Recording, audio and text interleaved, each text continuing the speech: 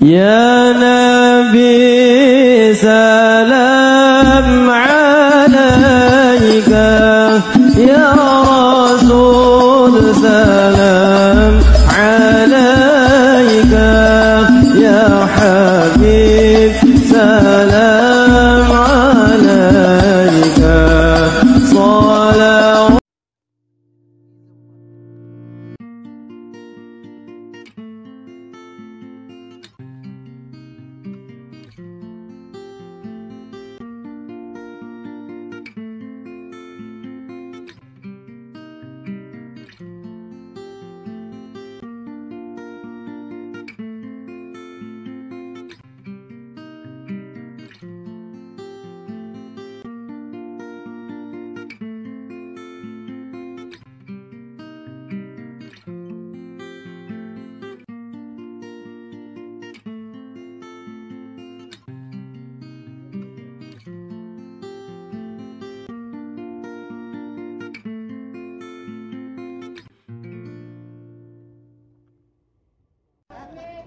Oke.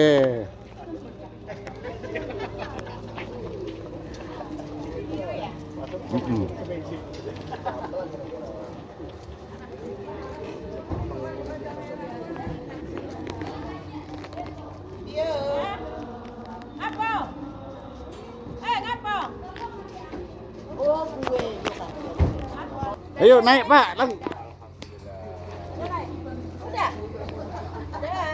Selamat datang Ibu, Bapak-bapak.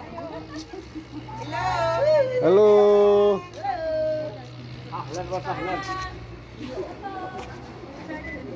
Mantap, Haji. Mantap. Yuk, yuk. Bang, foto bang.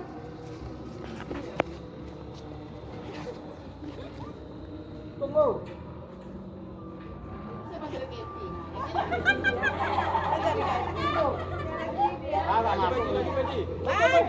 Iya, foto-foto video sama. Alhamdulillah. Dan nyampe kita ke masjid.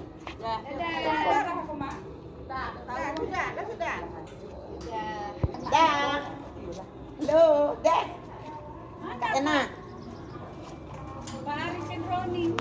Hah? Ini videonya bukan di foto, ano?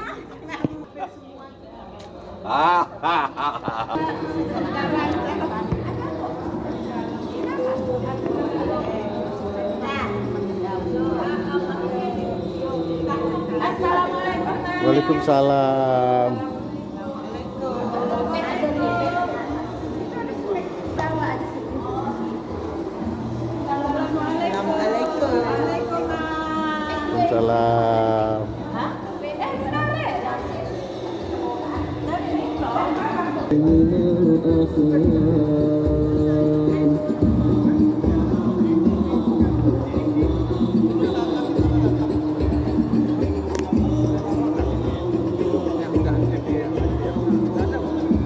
Assalamualaikum. Waalaikumsalam. Aduh. Assalamualaikum Pak. Salam hormat dulu. Iya, waalaikumsalam. Assalamualaikum. Di. Foto tuh, Mas. Baik, Pak Ustaz dari sini.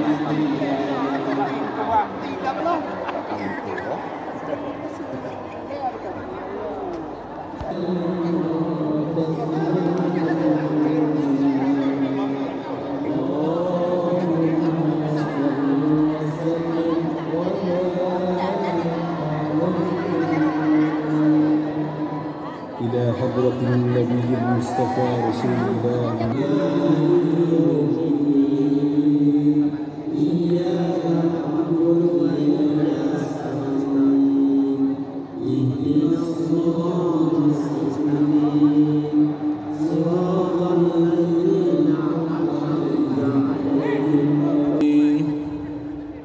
يا ربي صل على محمد.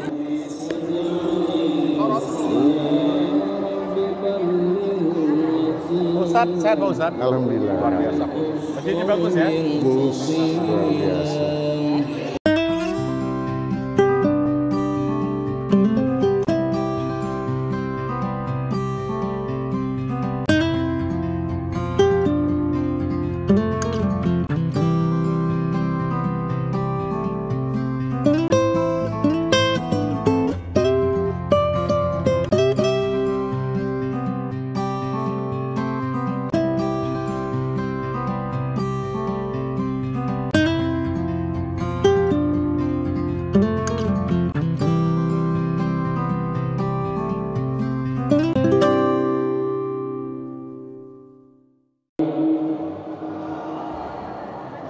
Suaranya mana ini?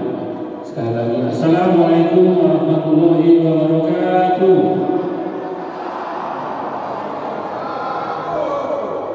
Alhamdulillahirabbil alamin. Wassalatu wassalamu ala asyrofil anbiya'i wal mursalin wa ala alihi washabihi rasulillahi ajma'in. Allahumma shalli wa sallim ala sayyidina Muhammad wa ala ali sayyidina Muhammad. Rabbi shrah li sadri wa yassir li amri wa hlul 'uqdatam min lisani yafqahu qawli. Raditu billahi rabba wa bil islami dinan wa bi Muhammadan nabiyya wa rasulah. Segala puji dan syukur kita panjatkan kepada Allah Ta'ala karena berkat rahmat dan karunia serta kesehatan yang diberikan kepada kita dapat melangkah di kaki ke masjid yang mulia ini, Masjid Al-Firdaus di Tangerang Raya. Kalau menurut prediksi sangat jauh, tapi berkat rahmat Allah tadilah hingga kita sampai di sini dalam rangka majelis ilmu, dalam meningkatkan ukhuwah dan menekan silaturahmi kita. Bapak Ibu yang dirahmati Allah, salawat serta salam kita sampaikan kepada junjungan Allah Nabi Muhammad Rasulullah SAW. Allahumma shalli ala Muhammad wa ala ali Muhammad. Assalamualaikum ya Rasulullah. Assalamualaikum ya Rasulullah. Sungguh suatu dunia sangat besar kita berkumpul hari ini bersama-sama, jauh tapi terasa dekat karena rasa persaudaraan dan ukhuwah tadi.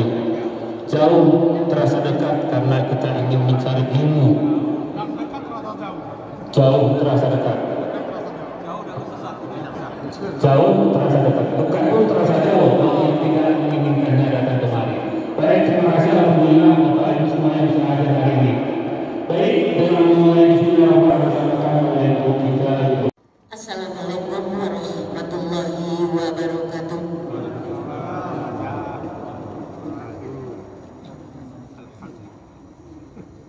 A'udzu billahi minasy syaithanir rajim.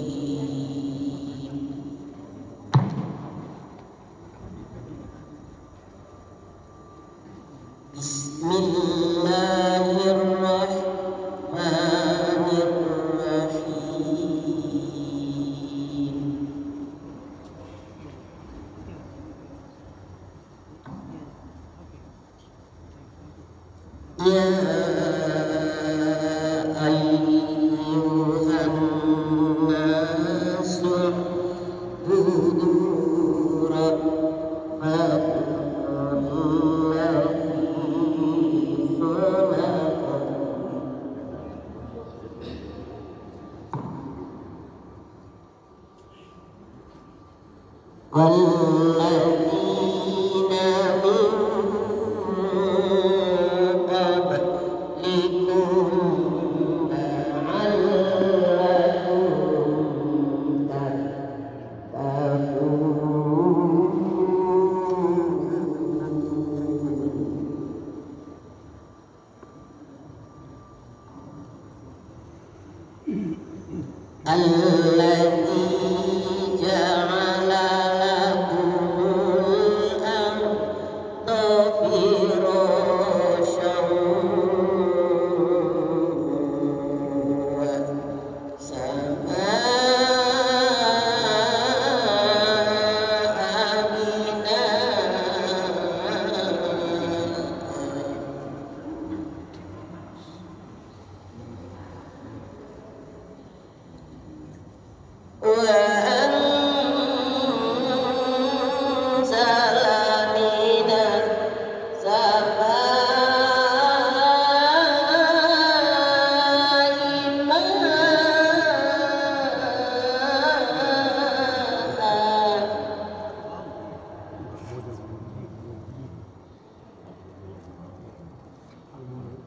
فأخرج به من الثمرات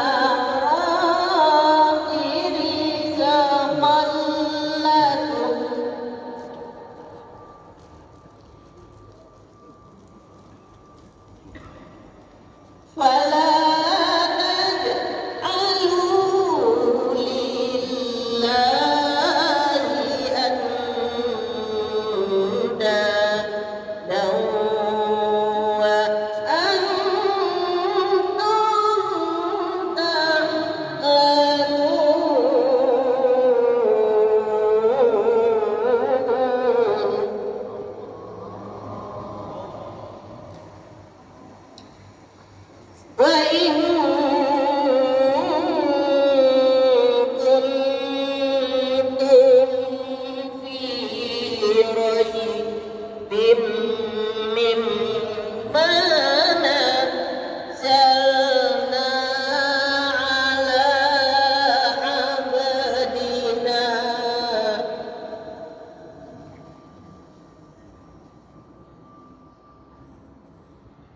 فأتوا بسورة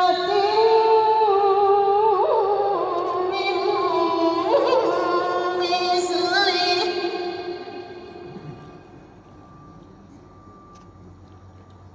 وادعوا شهداءكم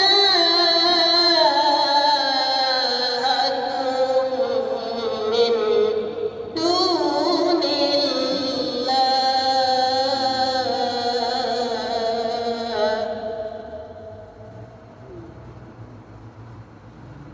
إن كنتم صادقين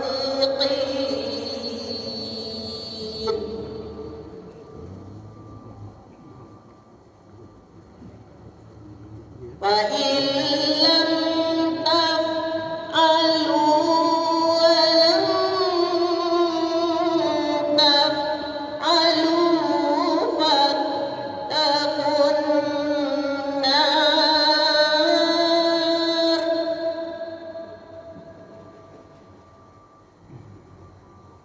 التي وقودها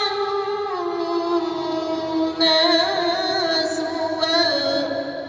والحجارة أعدت للكافرين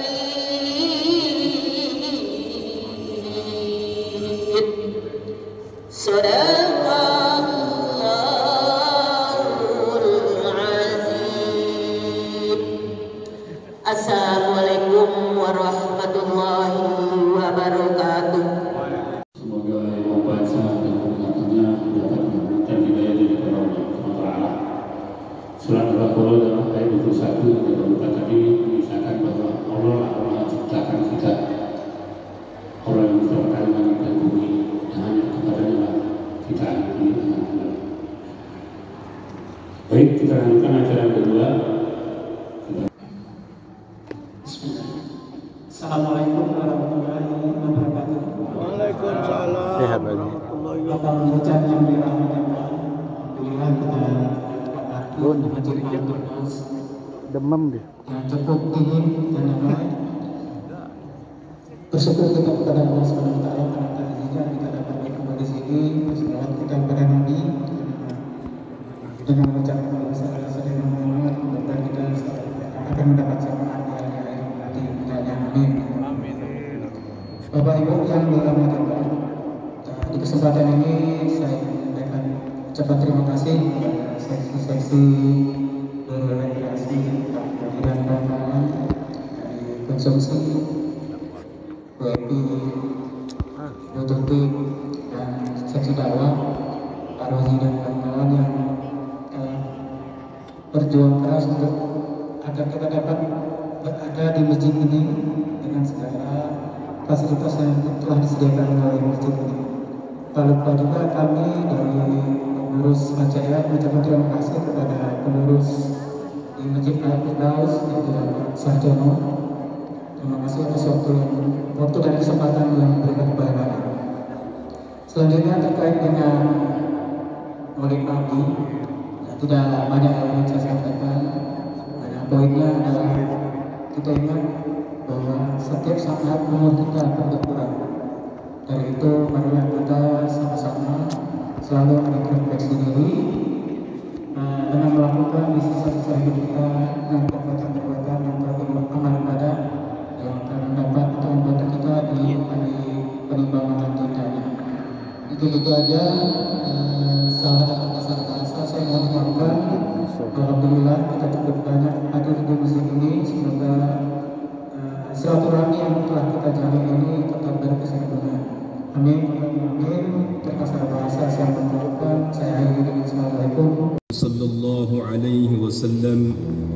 وعلى آله وأصحابه وأزواجه وذرياته وأتباعه الكرام، خصوصا إلى حضرة الشيخ السيد جعفر بن حسن البرزنجي. شيء لله لهم الفاتحة. أعوذ بالله من الشيطان الرجيم. بسم الله الرحمن الرحيم.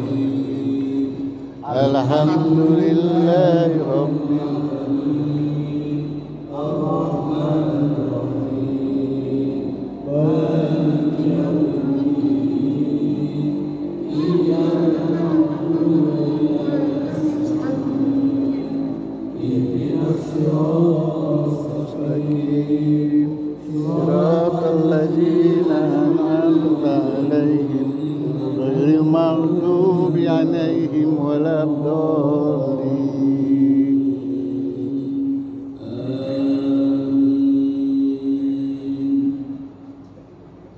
اللهم صل وسلم وبارك عليه. يا رب صل على محمد. يا رب صل عليه وسلم من صل على محمد ربي صل عليه وسلم. يا رب بلغ الوسيلة. يا رب خصه بالفضيلة. يا رب صل وسلم وعلى وسلم وسلم.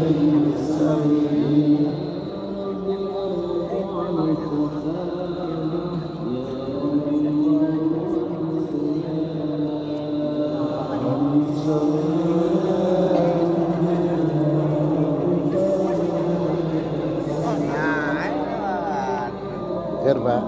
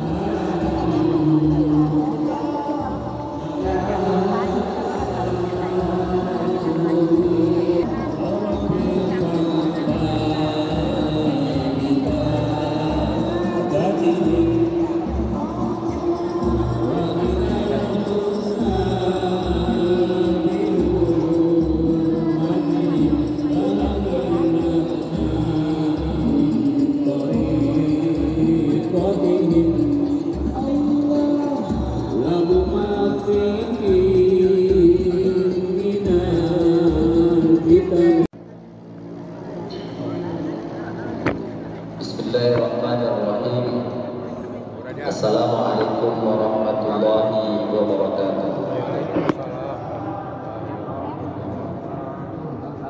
Bunyi jawab salamnya ada yang belum sarapan dari Pak. Ulang lagi Pak Ustaz. Mau diulang lagi. Dari Pekanbaru ke Pulau Penyengat.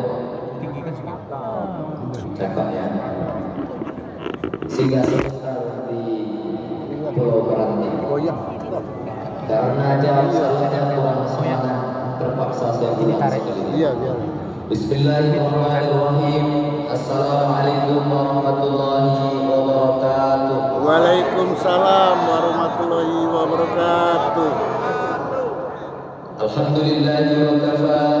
Wassalatu wassalamu ala habibil mustafa wa ala alihi wa sahbihi wa man tabi'ahum wa mawala. Subhanaka la ilma lana illa ma 'allamtana innaka antal alimul hakim. Rabbi shrah li sadri wa yassir li amri wahlul 'uqdatam min lisani yafqahu qawli. Allahumma yassir wa la tu'assir ya Rabbi tammim bi khair amma ba'd. Yang sama-sama kita hormati dan muliakan Bapak Ketua Forum atau Ketua? Ketua. Himpunan Pensiunan Pertamina. Bapak Ibu jamaah yang tidak bisa sebutkan satu persatu, cici, puan dan tuan-tuan. Mudah-mudahan kita semua yang berhadir di majelis ini dimuliakan dan dirahmati Allah Subhanahu wa taala. Amin ya rabbal alamin. Yang pertama, izinkan saya menyampaikan ucapan maaf dari lubuk hati saya yang paling dalam. Di beberapa tempat saya tak pernah terlambat. Saya sudah berjanji dengan hati saya sendiri, saya lebih baik menunggu daripada ditunggu. Tadi malam saya di Kerinci SP 5 sampai di Pekanbaru jam 3. Tadi subuh ada yang menelpon Pak Ustadz, tolong kami ada walimatul khitan. Cucu kami habis khitan Pak Ustadz. Tolong kasih tausiah sedikit Pak Ustadz. Tapi jam 10.30 selesai tak selesai acara saya tinggalkan. Tapi karena ada yang mau ditunggu ini itu dan itu jam 10, saya tunggu setengah jam. Saya jam 9.15 sudah berada di situ. Akhirnya acara mulai. Ketika MC membuka acara, diawali dengan membaca ayat suci Al-Quran, mengaji plak qori itu dibacanya plak surah Ar-Rahman dari awal sampai akhir. Allahu Rabbi. Bapak Ibu dimuliakan Allah Subhanahu wa taala, sekali lagi izinkan saya menyampaikan ucapan maaf 1000 kali maaf. Mudah-mudahan Bapak Ibu bisa memberikan maaf untuk saya. Bersyukur kita kepada Allah Subhanahu wa taala dengan sama-sama mengucapkan alhamdulillahirabbil alamin. Bersalawat kita kepada Nabi sallallahu alaihi wasallam. Allahumma shalli ala sayyidina Muhammad wa ala ali sayyidina Muhammad. Mudah-mudahan Bapak Ibu yang hadir tidak hanya diizinkan masuk surga karena amalnya, akan tetapi diizinkan bertemu, bertatap muka, dan mudah-mudahan doa kita yang paling tinggi bisa satu surga dengan Nabi sallallahu alaihi wasallam. Amin ya rabbal. Subhanallah, Alhamdulillah, wa la ilaha illallah, Allahu akbar, la ilaha wa la quwwata illa billahil aliyyil azim. Sekali lagi Bu. Subhanallah,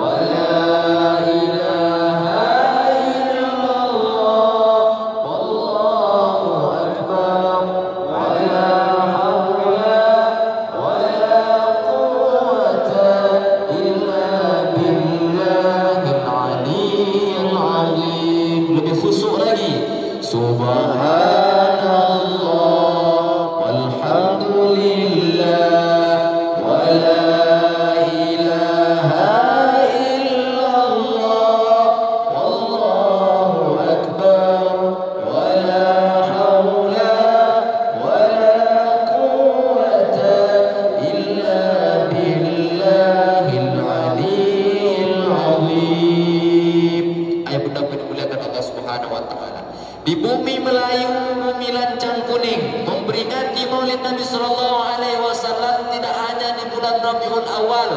Maka kalau ada yang mengatakan peringatan Maulid di bulan Rabiul Awal itu keliru. Di tempat kita, ketika istri positif hamil, maka orang tasyakuran, mengajak orang makan-makan, berdoa, maka di situ dibacakan Al-Barzanji. Ketika 3 bulanan, 7 bulanan, diundang orang lagi untuk makan-makan, berdoa, maka juga dibacakan Al-Barzanji. Ketika anak lahir, akikah, diundang orang makan-makan, maka tetap dibacakan Al-Barzanji. Ketika pula ada orang nikah, setelah akad pernikahan, inai di tempat kita, maka orang akan membacakan Al-Barzanji. Di tempat kita masih Al-Barzanji, Pak. Ibu masih ada yang bisa Barzanji? Masih? Al-jannatu wa na'imuha sa'dun liman yusalli wa yusallim wa yubarik alaihi. Allah ulang seperti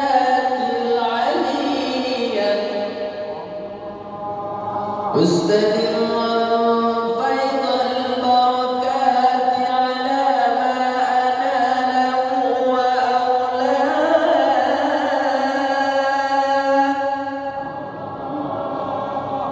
Alat sosok Allah Akbar dan kesimpulan. Bapak Ibu dimuliakan Allah Subhanahu wa taala, ketika Al-Barzanji dibacakan, lalu orang berdiri, sallallahu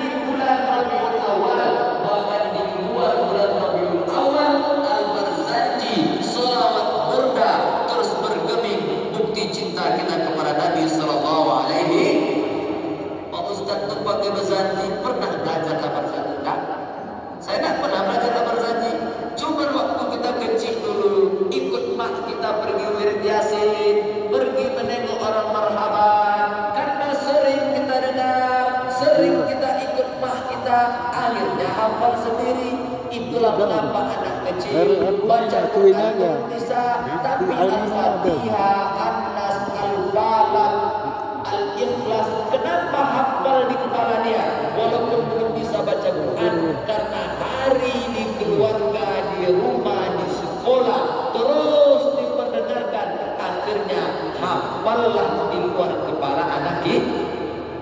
Tapi dimuliakan Allah Subhanahu wa taala.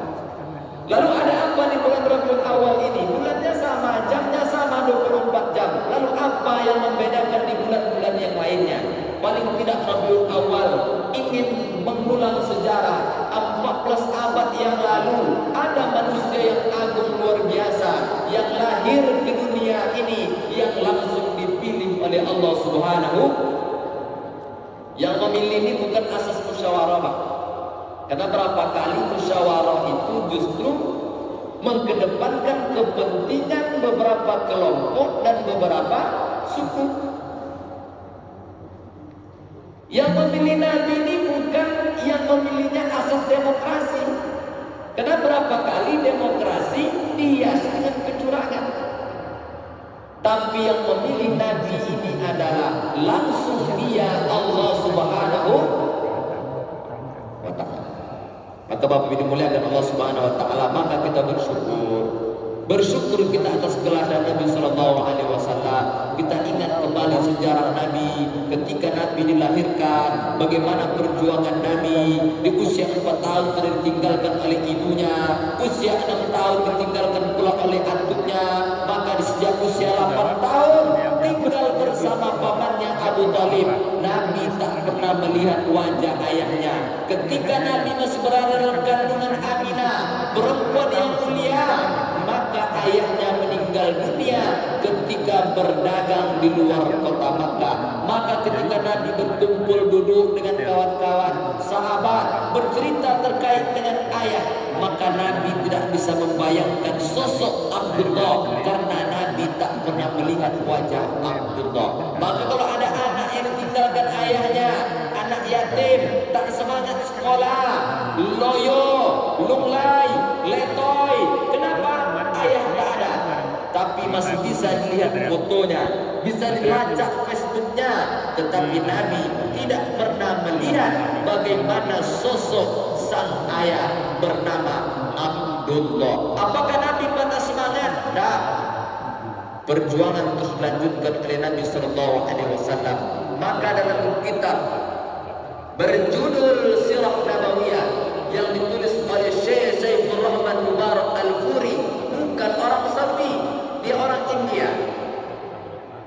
Ketika dilaksanakan musabaqah menulis sejarah Nabi sejak Nabi lahir sampai Nabi meninggal dunia, maka ulama dunia menulis sejarah itu. Yang keluar sebagai pemenang itulah ulama dari India bernama Syekh Saifur Rahman Al-Mubarak Furi. Disebutkan dalam kitab Sirah Nabawiyah, tepat hari Isnin tanggal 12 Rabiul Awal lahirlah seorang manusia yang agung bernama Muhammad bin Abdullah bin Abdul Muttalib bin Hashim bin Abdul Manaf bin alaihissalam pada diri Nabi Sallallahu Alaihi Wasallam. Itulah mengapa ketika kita berselawat kepada Nabi, kita dianjurkan berselawat kepada Nabi Ibrahim wa ala ali sayyidina Ibrahim. Bapak Ibu yang dimuliakan Allah Subhanahu wa taala. Bu, masih fokus? Masih fokus? Ini nampaknya tak ada anak-anak. Biasa di mana acara tabligh akbar, tadi malam tabligh akbar orang ramai di lapangan bola, anak-anak ramai. Saya bilang sama ibu-ibu itu, saya kalau ada maka saya tak setuju kalau ada orang marah sama anak ketika ribut di masjid. Dan bukan bermakna pembiaran. Tapi kalau anak ini lebih nyaman di PlayStation, lebih nyaman di warnet, lebih nyaman dengan game online-nya daripada masjid, kau kenapa tak ke masjid? Bapak itu garang betul. Setiap kami ke masjid. Ya, ya. Apakah bapak lahir tiba-tiba di masjid? Tidak. Kita pernah anak-anak beberapa kali kita sempat diusir dari pengurus masjid yang diusir di sana. Andai bapak tahu masjid, tak tahu bapak masjid lagi. Kira-kira bapak jadi pengurus tak sah? Oleh sebab memang kalau dalam sendiri, saya ini wali mana itu tak sempat makan. Sedang mau karena saya ada janji saya tak bisa makan bersama. Dan banyak saya nampaknya sambal yang sudah tulis sudah Bapak Ibu yang dimuliakan Allah.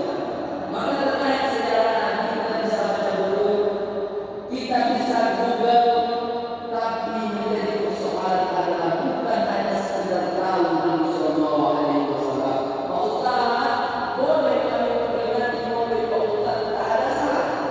Yang menjadi persoalan adalah maulidnya semangat, peringatannya semangat, habis waktu pikiran, tenaga, dana, proposal bersama kembali, berapa menghabiskan dana peringatan maulid, undang ustaz nasional, habis duit 150 juta. Jam berapa acara selesai? Jam 11 malam. Tengok subuh di masjid tak ada sholat. Untuk apa peringatan maulid? Tak ada. Maka bukti berhasil peringatan maulid itu adalah ada perubahan sikap dalam beribadah secaranya kepada kita. Dulu ketika sebelum Nabi datang, maka perempuan maaf cakap hanya digunakan sebagai pelampiasan ideologis. Perempuan tidak ada gunanya, tidak dihormati, tidak apa-apa. Bahkan ada raja yang sampai 1000 istrinya. Jujur, Bapak setuju tak poligami? Tidak. Yang tidak, apa alasan Bapak tidak setuju dengan poligami? Kalau perempuan yang nggak setuju. Ibu ada sendiri. Ibu ada. Siapa ustaznya? Ustaznya siapa? Ustaz. Mau dong. Ustaznya. Berani tidak? Nama ustaznya. Ambo yakin tapi agak ragu. WA Jadi apa? WA aja mah. Terasa yo tak kecil tidak.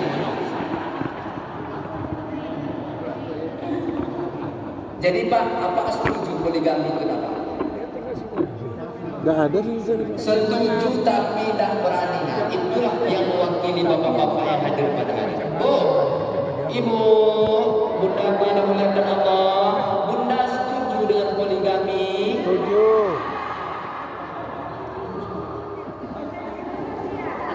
Setuju tidak mau?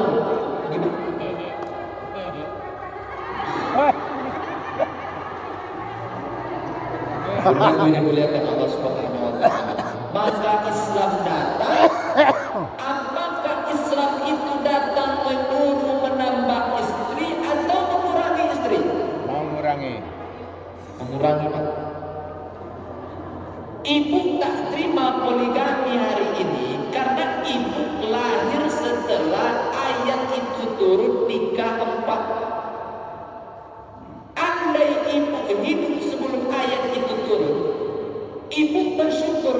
Kenapa bersyukur? Dulu madu kita 1.000, Nggak hidup ya pesatnya. madu kita dulu 100, sekarang kita bersyukur atau tidak? Enggak pakai AC. Semoga tinggi dia, cuma harus kipas. Iya ada suara kipas. Maka Islam ini digoreng. Kiranya sampai-sampai. Satu aja ribet kata bapaknya. Kalau saya tak, lebih baik 4 tapi rukun daripada 1 ribut terus. Betul nggak? Dah. Tapi dimuliakan Allah Subhanahu wa taala. Maka Islam Kopi digoreng. aku udah ada lagi dah. Islam digoreng.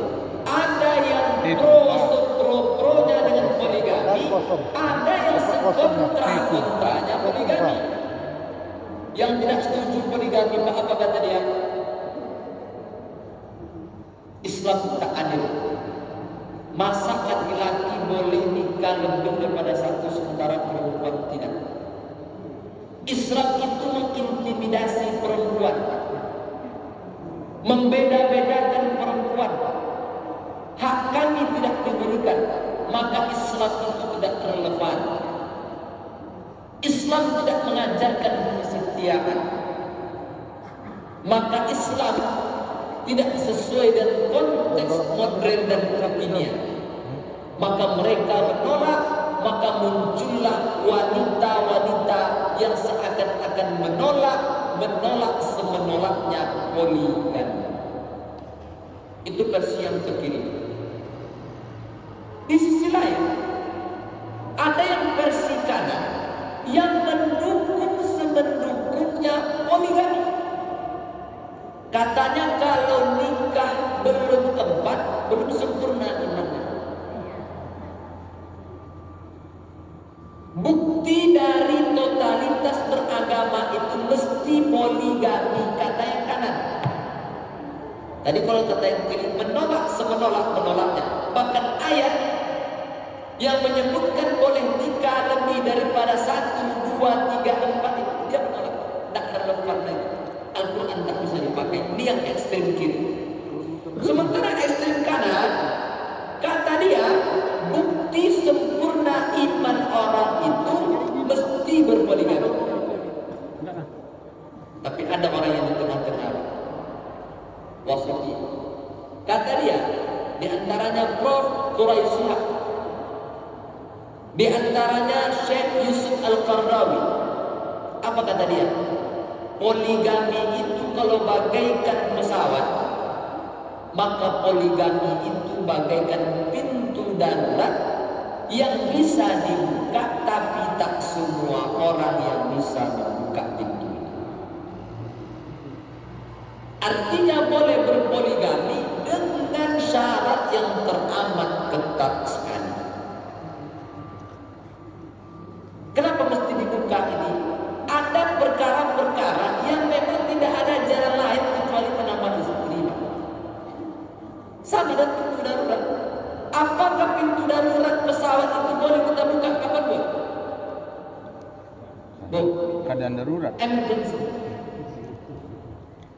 Di waktu-waktu yang tidak normal, maka boleh pintu itu dibuka. Tapi dalam waktu yang lama, maka pintu ini tak boleh dibuka. Maka poligami ini tak bisa pintu ini dibuka lebar-lebar. Maka kesimpulan terkait poligami, Ustaz Maulid bahasnya poligami, karena semangat poligami ini luar biasa, Pak. Tadi malam saya ceramah di Pelalawan, cuek aja orang Pak.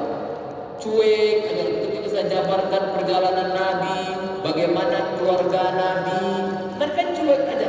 Tapi ketika saya sentil persoalan poligami, Pak, fokus orang Bapak. Sampai yang sedang merokok pun dimatikannya rokoknya. Kau masuk situ kau semawar. Kalau begitu bisa Ustaz kau undang sekali lagi. Ya salam. Bapak Ibu yang dimuliakan Allah Subhanahu wa taala. Maka oleh sebab itu dalam konteks poligami terakhir, nanti saya tak akan bahas-bahas ini lagi, biar kita terang beneran. Maka poligami adalah pintu darurat yang tidak bisa dibuka oleh semua orang. Satu. Yang kedua, terkait poligami, maka tidak ada hubungan dengan iman. Tidak menjadi jaminan orang yang tak berpoligami tak beriman ketimbang orang yang berpoligami yang imannya di atas rata-rata. Karena ini digembor-gemborkan ini, Pak. Kalau istrinya lebih pada satu, seakan-akan iman dia itu yang paling sempurna, Pak. Jadi awalnya istri satu ini kadang macam tak pede kita duduk dengan dia, seakan-akan makom kita tak sama dengan dia lagi. Ya, jadi bapak-bapak yang mau rencana poligami dapat restu lanjutkan. Tapi yang tak ingin berpoligami setia lebih baik dan tak usah berpoligami. Tidak ada kaitan dengan iman, Pak. Tak ada kaitan dengan iman. Kalau terkait sunnah, banyak sunnah Nabi yang belum kita terjaga lagi, Pak. Awak ini kadang sunnah-sunnah yang sedap kita kejar, sunnah yang tak sedap kita tinggalkan.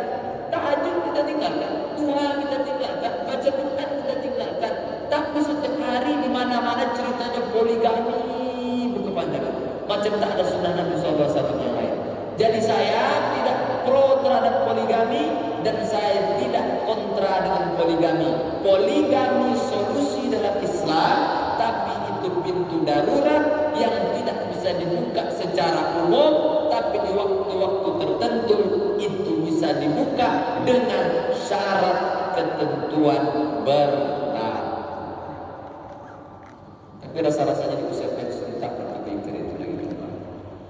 Bisa saja semati, sehidup semati dengan ada Tuhan. Bapak Ibu yang dimuliakan Allah Subhanahu wa taala. Maka itu terkait dengan Nabi.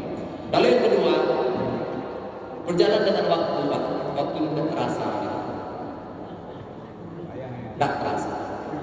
Lan tarji ayyam allati madat, waktu berlalu tak dapat diulang kembali.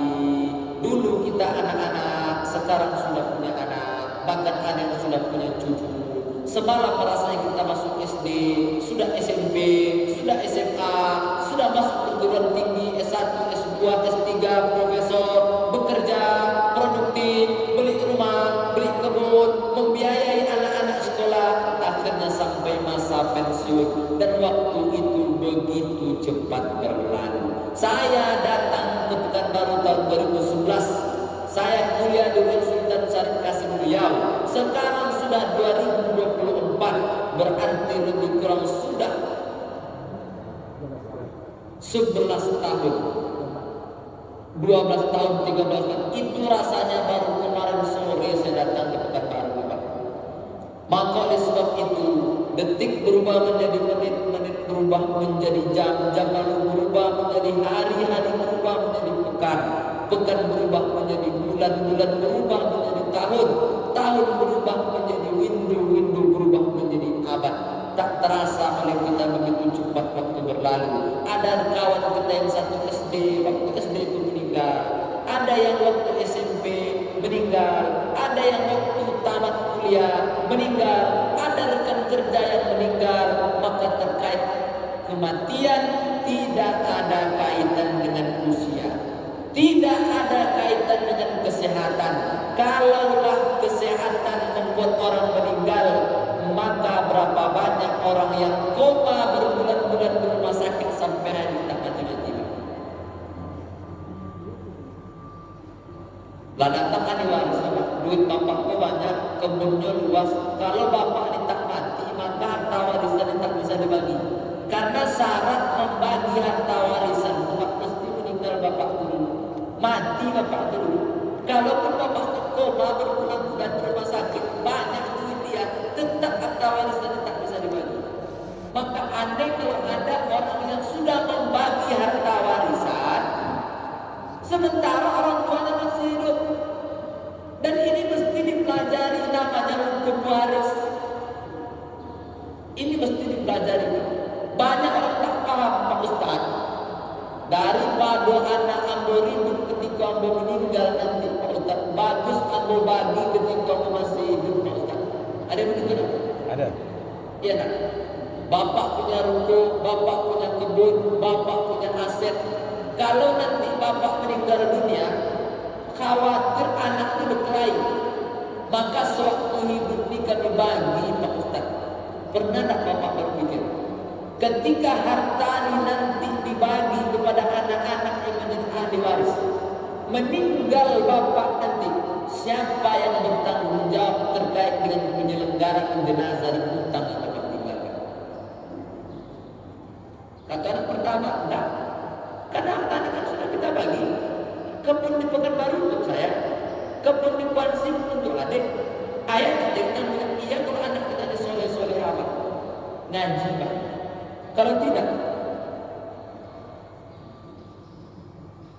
maka pesan saya, jangan pernah membagi harta sebelum kita meninggal. Kalau nak memberi kepada anak bukan warisan namanya Pak, tapi pemberian. Bisa jadi hibah, bisa jadi hadiah, bisa jadi wasiat. Dan wasiat dibatasi Pak.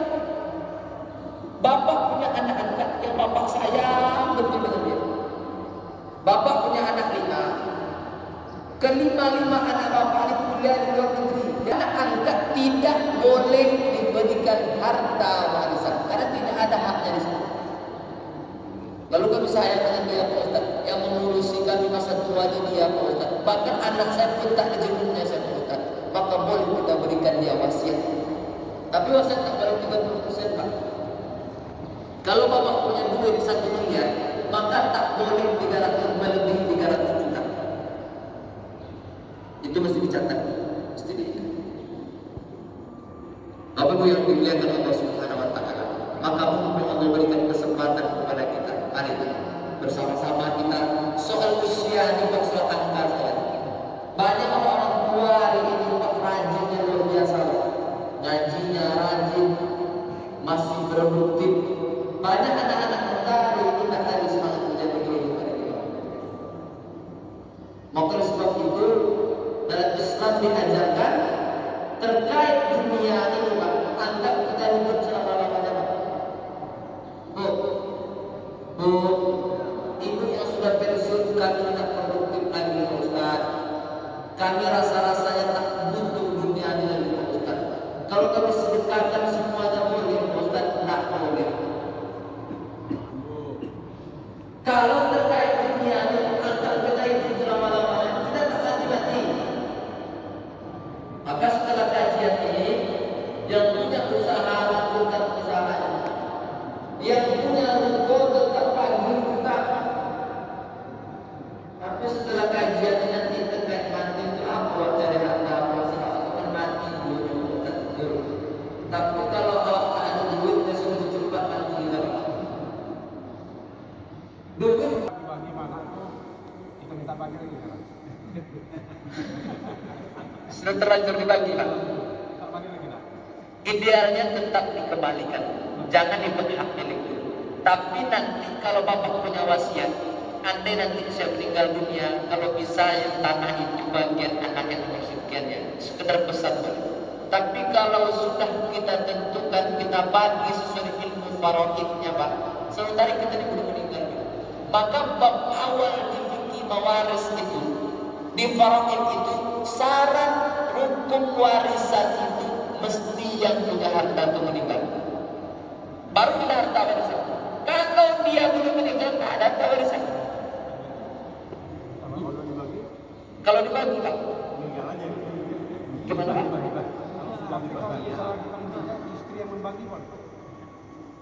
Kalau kita yang meninggal, istri yang membagikan, istri yang mengelola.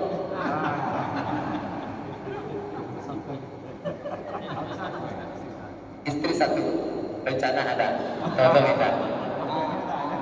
Tidak semua ahli waris itu punya hak waris. Nah, ini perlu digarisbawahi. Ya Pak, ya.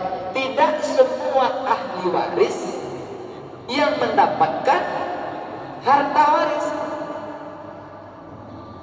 Dan itu tak bisa kita jelaskan ceramah ini, Pak. Harus pakai papan tulis kita. Harus pakai papan tulis. Insya Allah. Kalau nanti Bapak meninggal, Bapak punya harta nanti 100 miliar. Ahli waris Bapak 1, 2, 3, 4, 5, 6, 7, 8. Itu ahli waris. Tapi tak semua mendapat harta warisan ini, tak dapat. Kenapa? Karena dihijab oleh ini. Ini dapat, kalau ini tak ada. Kalau ini ada, ini tak dapat. Nah, itu beda tuh, Pak. Kalau Bapak meninggal, kalau Bapak punya ibu, maka ada jatahnya. Nah, kira-kira begitu. Dan itu ngajinya tematik. Itu nak bisa mengatur. Ini udah agak tahu ya Bapak. Sallallahu alaihi Muhammad. Sallallahu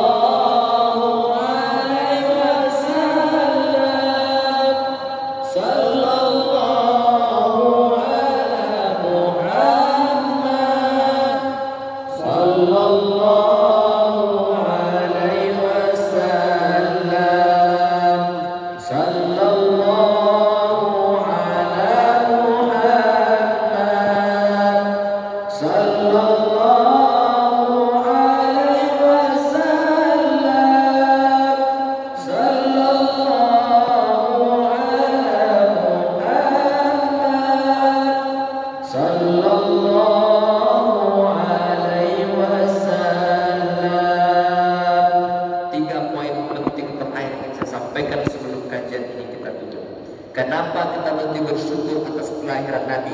Yang pertama karena Nabi lahir menjadi rahmat seluruh alam.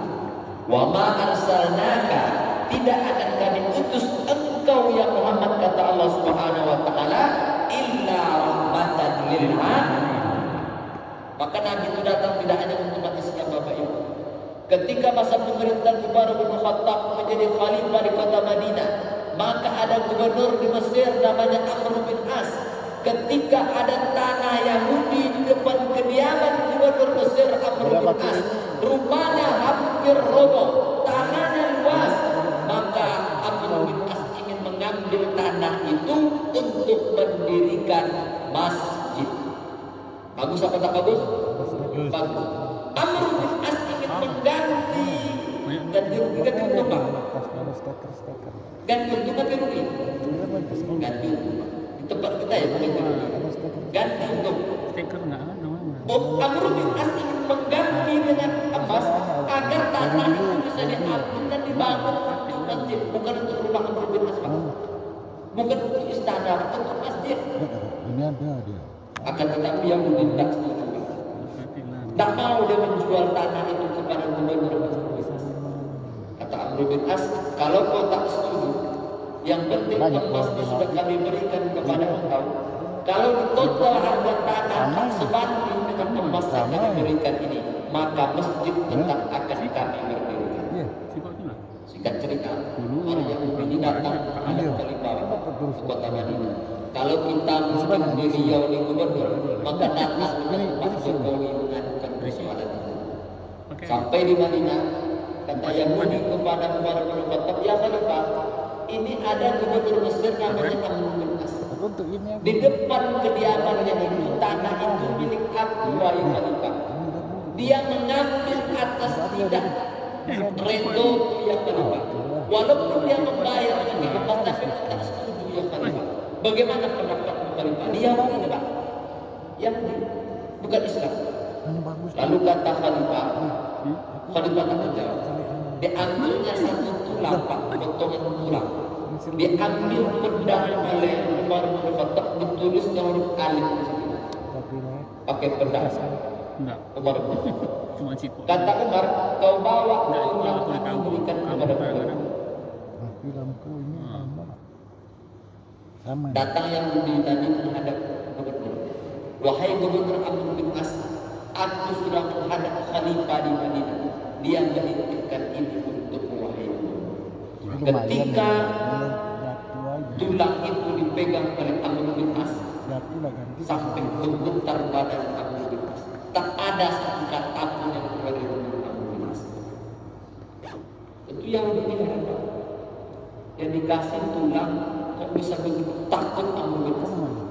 Ternyata makna di situ adalah wahai Amr bin As, kalaupun hari ini kau gubernur, hari ini kau dipandang tinggi karena jabatan, suatu ketika kau akan menjadi tulang berulang dan akan dimakan cacing. Apa makna alif itu? Tegak luruslah, berikan keadilan. Walaupun dia Yahudi tidak Islam, tapi hak dia jangan dirampas. Maka jangan kita umat Islam diajari toleransi. Umat Islam tak perlu diajari toleransi. 14 abad yang lalu Nabi telah mengajarkan kita bagaimana toleransi. Ketika Nabi hijrah dari kota Makkah ke kota Madinah, orang Madinah itu sudah Islam atau belum? Belum. Mereka Yahudi Nadir, Bani Quraiza, Bani Qainuqa. Mereka Yahudi Pak. Kenapa mereka menerima kedatangan Nabi? Karena mereka lebih nyaman di bawah kepemimpinan Nabi ketimbang yang memimpin itu orang Yahudi itu sendiri. Yang kedua, kenapa kita mesti bersyukur lahirnya Nabi? Karena Nabi selain memberikan uswah juga memberikan qudwah. Banyak orang bisa memberikan contoh tapi tak bisa jadi contoh. Ini ustaz-ustaz yang ceramah begini ini jangan anggap ustaz yang paling baik. Hari ini justru banyak ibu-ibu jamaah yang tertipu oleh ustaz. Betul apa betul? Betul apa betul? Betul. Saya biasa saja. Betul. Saya sampaikan. Maka dalam Islam bukan pakaian yang membuat orang itu mulia. Apakah saya lebih mulia pakai peci daripada saya buka peci, Pak? Mulia pakai peci. Sama. Apakah sholat pakai sarung itu lebih afdal ketimbang pakai celana? Apakah pakai jubah itu lebih hebat daripada pakai batik?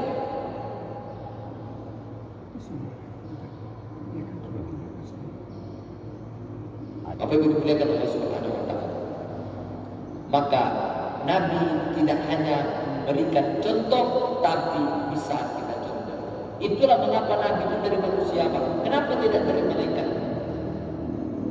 Kalau malaikat itu banyak alasan kita, Pak. Macam mana kita ikut Nabi? Macam mana kita nak mencontoh dia? Dia malaikat, dia makan tidak, nikah tidak, tidur tidak.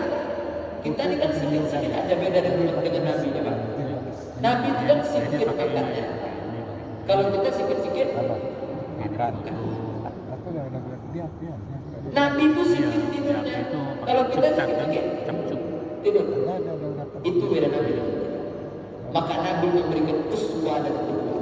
Maka seluruh yang keluar dari mulut Nabi, yang dibuat Nabi, yang disetujui Nabi itu menjadi hadis, menjadi sumber itu. Karena tidak ada sifatnya nafsu, illa wahyu yuha. Semuanya wahyu dari Allah Subhanahu. Yang terakhir, yang kedua, kenapa kita mesti bersyukur atas kelahiran Nabi Sallallahu Alaihi Wasallam? Karena Nabi inilah kita selamat hari ini. Islam itu kan diambil kata salama. Salama itu maknanya kan orang yang selamat. Jadi kalau mereka yang tak masuk Islam itu mengerti bagaimana Islam, seakan-akan Islam memberikan warning kalau kalian tak selamat masuk Islam. Karena cuma Islam yang menjamin keselamatan orang itu. Nabi Adam dalam satu riwayat menceritakan, andai dia diberikan kesempatan, dia mau jadi umat Muhammad. Karena kata Nabi itu, kullu ummati yadkhulul jannah, seluruh setiap umatku semuanya masuk surga. Bukankah tujuan kita surga? Kalau kita lahir sebelum Nabi datang, maka ragu kita masuk surga atau tidak. Tapi kalau kita umat Nabi ini, ya kita masuk surga. Cuman waktunya saja berbeda-beda, tergantung dosa kita. Tapi masuk surga mungkin kita 50 tahun masuk surga. Tapi kan masuk surga. Tapi asal kita neraka. Di plaza dulu kita makan, ya. Di obat dulu, ya, belum dia akan masuk. Maka saya kira sekedar penyampaian, karena ini adalah syiar. Saya ini mohon izin Pak, saya kebetulan mengajar di Masjid Sultan Salim Kasir Riau di Fakultas Syariah. Saya ini sebenarnya backgroundnya bukan penceramah, karena background saya itu mengajar, maka ceramah yang bebas begini ini agak sedikit kaku. Biasa kan kita ngajar pakai buku, pakai papan tulis. Kita lebih banyak berdialog ketimbang monolog. Sehingga kalau kadang satu arah itu agak sulit. Tapi karena ini tabligh akbar, acaranya tidak rutin. Tapi kalau kajian rutin kita pakai kitab. Tentu kita pakai silabus. Sekarang kita menuntaskan dulu fikih ibadah. Berarti kita mulai dari toharo dulu, kita mulai merasa tidak bisa sholat dulu Pak. Karena ada orang yang toharo dulu. Toharo, nanti pembagian air hujan, air mitra, air mustaqbal, dan lain sebagainya. Tapi kalau ngajinya bebas begini Pak, sifatnya syiar. Maka ada ustaz-ustaz yang memang berkompeten membungkus materi itu sehingga menarik. Bagi saya, tabligh akbar begini bukan ngaji, tapi lebih kepada show. Syiar. Kita beramai-ramai bersatu-rahim, mengembangkan semangat kita. Ada peristiwa Nabi diangkat. Tapi kalau ngaji tidak begini. Kalau ngaji kita itu duduk, kita bersama-sama. Mohon izin Pak Ketua. Pak Ketua dan kawan-kawan dapat salam dari Ketua Lembaga Dakwah Komunitas Pimpinan Wilayah Muhammadiyah Riau. Beliau menitip salam kepada Bapak Ibu. Kami kebetulan di Lembaga Dakwah Komunitas Pimpinan Wilayah Muhammadiyah Riau. Sekarang Ketua Pimpinan Wilayah Muhammadiyah Riau Dr. Henry Sayuti MAG. Ketua Lembaga Dakwah Komunitas itu Dr. Santoso SSMSI, sekarang dekan Fakultas Studi Islam Universitas Muhammadiyah Riau. Beliau ahli psikologi. Jadi kami itu dakwahnya Pak lebih ke komunitas-komunitas. Jadi kami itu ada yang kami membina hidup itu apa orang yang berkebutuhan khusus itu. Kami ada binaan disabilitas. Kami ada kajian rutin, kami ada pertemuan rutin. Kemudian kami ada binaan anak pang-pang. Jadi kami nantinya nggak bebas. Jadi kami menelusuri komunitas-komunitas. Kami masuk ke LP, kami masuk di macam wanita muda tak baik itu, karena ada juga yang mengaji. Maka ketika saya ceritakan dengan Ketua Lembaga Dakwah Komunitas acara hari ini, kata beliau tolong disampaikan ke Ketua, kalau kita bisa berkolaborasi, apa yang bisa kita bersama-sama, Lembaga Dakwah Komunitas ingin membersamai Bapak Ibu dalam bingkai ukhuwah Islamiyah. Soal nanti bagaimana formatnya tergantung kesepakatan kita. Kalau memang ngajinya itu lebih nyaman di alam terbuka, ya kita ngajinya di alam maya. Kita nanti ngajinya di Danau Buatan, atau nanti ngajinya pengen di mall, ya nanti kita cari gedung. Karena ketika saya bercerita, ini komunitas tempat, ya. Komunitas sepeda juga kan? Iya. Bisa jadi nanti kami ikut bersepeda dengan bapak-bapak. Kapan waktu kita sepeda bareng, lalu nanti kita sarapan bareng, nanti kita cari waktunya, nanti kita ngajinya santai, tidak formal. Terkait materi, tergantung kebutuhan Bapak. Kalau Bapak ingin nanti narasumbernya ahli psikologi keluarga, akan kita carikan ahlinya. Kalau Bapak ingin konsultasi terkait dengan fikih mawaris, kita akan datangkan ahli fikih mawaris. Kalau Bapak nanti ingin konsultasi terkait dengan keluarga, ini nampaknya mentah-mentah dan tua Pak Ustaz, ini nampaknya tak sarang sebelum lagi Pak Ustaz. Ini nampaknya dulu makhluk belum bisa tidur kalau suami pulang. Sekarang pulang sudah tidurnya Pak Ustaz. Akan kita diskusi. Udah tadi. Ya, kami tunggu nanti feedback dari Bapak Ibu. Saya kira ini kolaborasi yang sangat luar biasa, sehingga hari demi hari ada perkara-perkara produktif yang akan kita laksanakan.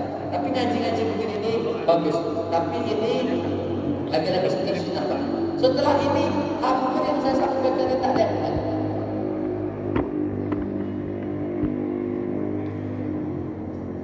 Apa Pak?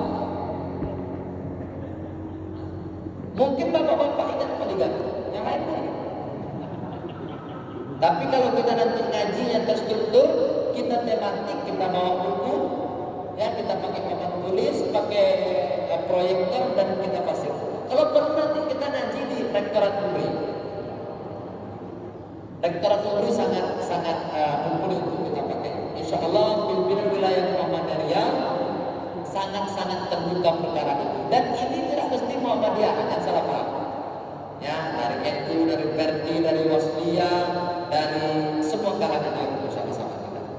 Carilah titik persamaan kita, jangan besarkan perbedaan kita. Kita murni memang hanya untuk bermanfaat untuk orang banyak. Mudah-mudahan segala yang kita lakukan dinilai pahala Allah Subhanahu wa taala.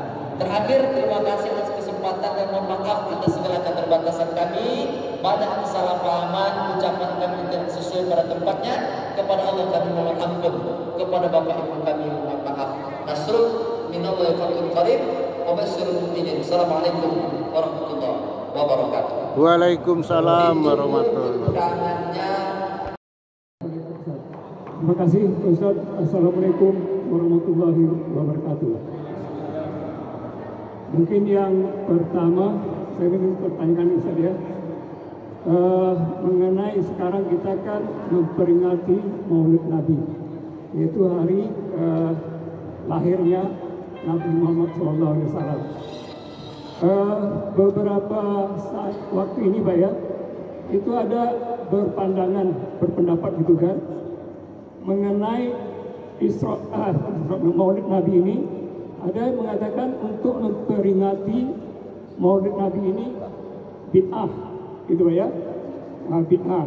Karena itu tidak pernah dilakukan di zaman Rasulullah sendiri, tidak melakukan itu.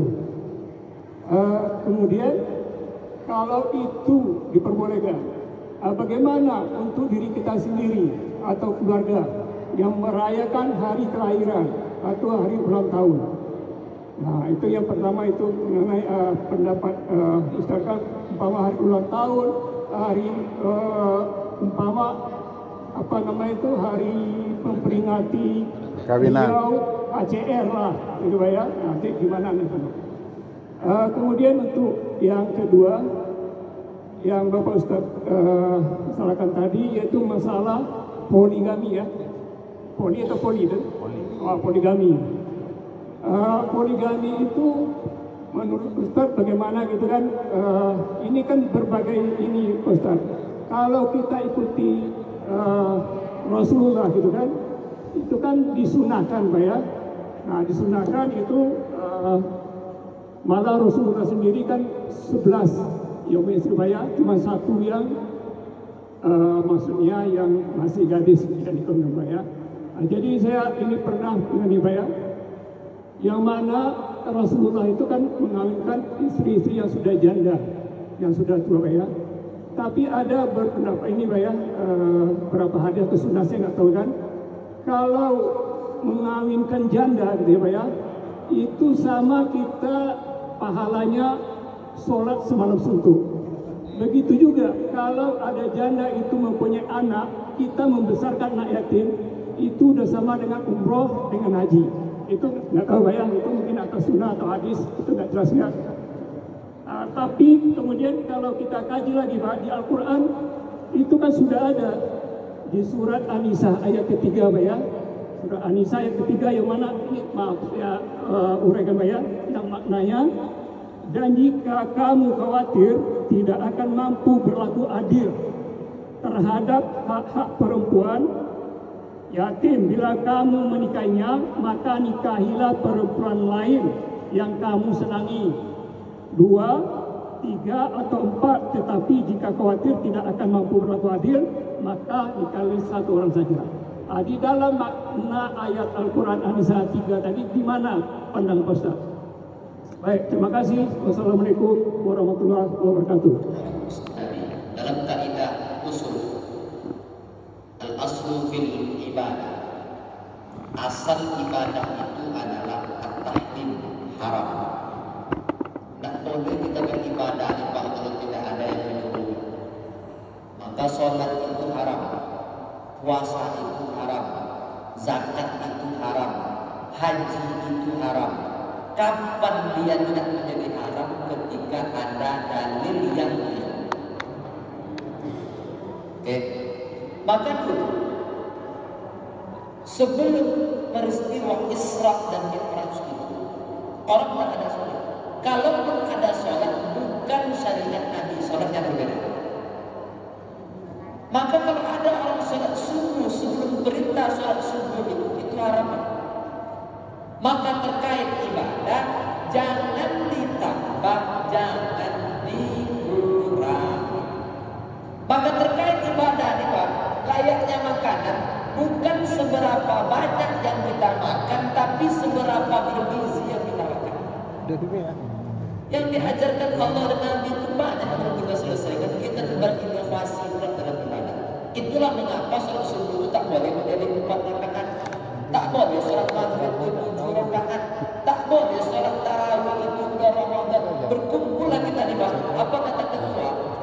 Aku khawatir tahun anak sampai usia Ramadan.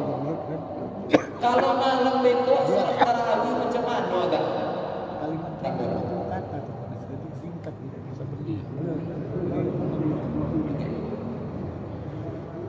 Oke Pak, jadi kuncinya kalau terkait ibadah haram dilakukan sampai kita menemukan dalil.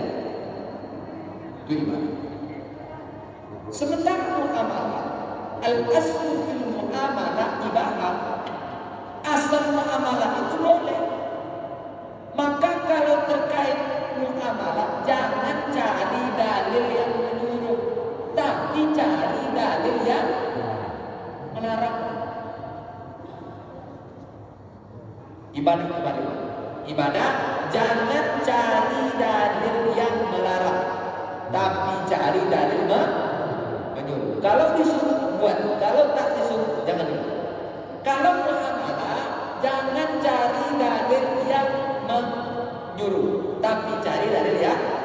Makanya jual beli, gadai menggadai, rahat, utang piutang, murabahah, kemudian musyarakah, itu sebelum Nabi datang itu sudah ada Pak. Terkait dengan maulid. Lalu ada orang mengatakan maulid ini bid'ah.